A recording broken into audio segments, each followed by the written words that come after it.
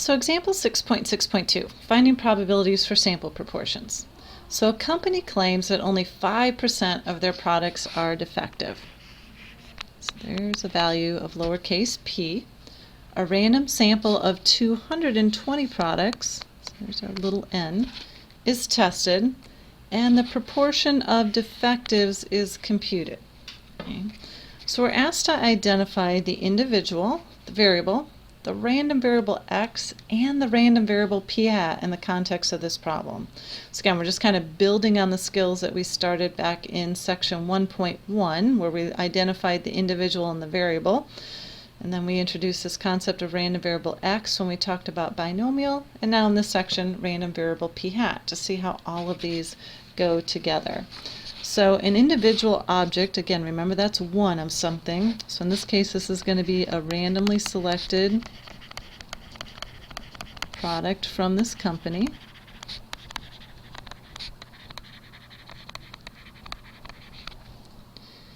And if products could talk, the survey question that we're going to ask them is if they're defective or not. So our variable is defective or not. Right, so this is a qualitative variable.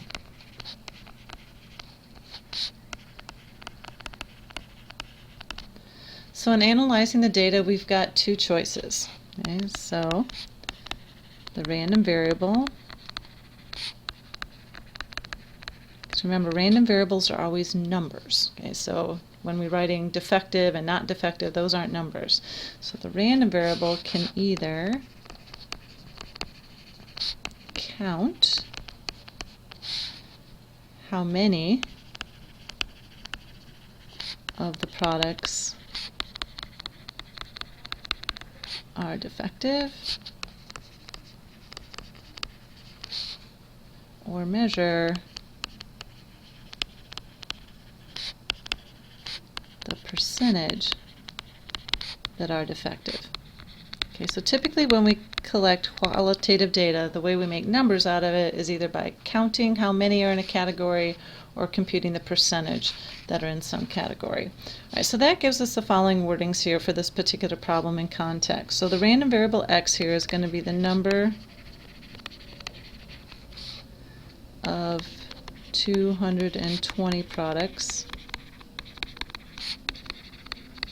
that are defective, where p hat is going to be the percentage of those 220 products that are defective. And so if we list our givens here with the correct symbols, we were given that they claim that the percentage of all their products that are defective is 5%. So that's 0.05. And they also gave us a sample size of 220. So little n is 220. So now part B, we've been asked for the mean of the sampling distribution of the proportion. So again, a lot of words for the symbol mu sub p hat. Okay, so we've got the mean of a distribution, so that's the symbol mu, and then of the proportion, so our subscript here is p hat. Okay, and our results from the previous page tell us that's the same value as the value of p, so that'll be 0.05. Part C, we're asked for the standard deviation of the sampling distribution of the proportion. So again, the standard deviation of a distribution is sigma, and we want it for the proportion distribution, so our subscript is p hat. So sigma sub p hat, our formula for that is the square root of the quantity p1 minus p divided by n. Again, we want the square root of all of that. So we would have the square root of 0.05 times 1 minus 0.05 divided by 220. Again, be very careful as you key punch here that you don't open a parentheses and immediately close it after the 0.05. Okay, we want the square root of this entire quantity. And so if we compute that, just to get some idea of the size here, we're going to get 0.01469. Now, when we use this in normal CDF or inverse norm, we would use this exact value with the square root. All right, so now Part D asks us what the distribution of the sampling distribution of the proportions is. And well, that we need to see if it's approximately normal by checking some conditions. So to see if the sampling distribution is approximately normal, we need to check the following. So the first thing is we're going to check that NP and N1 minus P are both at least 10. Okay, so N in this case was 220, P was 0.05, and we want to know if that is greater than or equal to 10. So if we compute that, we get 11, which is greater than or equal to 10, which that is a true statement. But we also need N times 1 minus P to be at least 10. So we're going to take 220 times 1 minus 0.05, and we want to check and make sure that is at least 10. So if we compute this, we get 209, and that is definitely to the right of or equal to 10. So that is also a true statement. Okay, so that condition checks out.